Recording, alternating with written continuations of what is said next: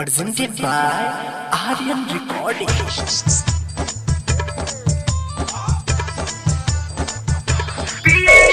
DJ Ajay Malman.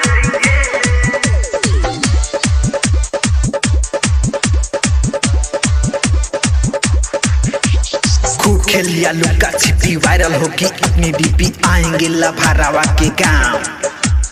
पी लिया हूँ दारू सारू वही बनेगी अब मेरा रू नहीं चलेगी छाओ भाव। अरे चलो भैया कुछ धमाल करते हैं। खूब खेल लिया लुका छिपी वायरल होगी अपनी डीपी जाएंगे लभारावा के गांव।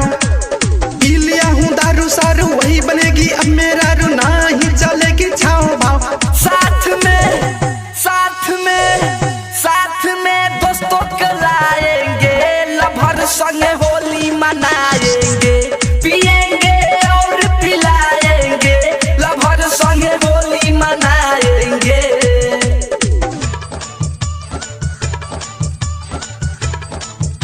पिएंगे और पिलाएंगे लभर संगे होली मनाएंगे। presented by DJ Ajay Malman. Holi के मौसम ह पूरा न मानी ह हमरे तू संगवा में रंगो लगाली ह।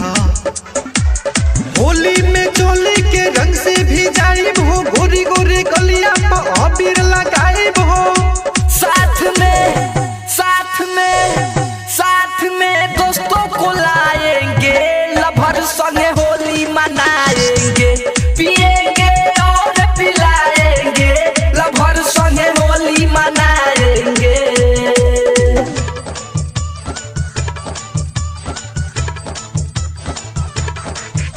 पिएंगे और पिलाएंगे लभर संगे होली मनाएंगे।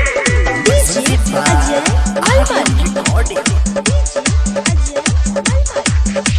सुधीर सावरिया भी साथ में आएंगे। राहुल रसीला भी मालपुआ खाएंगे। बिहारी भी आएंगे हाथों भी लेके सबको पिलाएंगे। साथ में दोस्तों को लाएंगे लभर संगे होली मनाएंगे। पिएंगे और पिलाएंगे लभर संगे होली मनाएंगे। Recording by Aryan digital recording studio Amod Damar बाजार।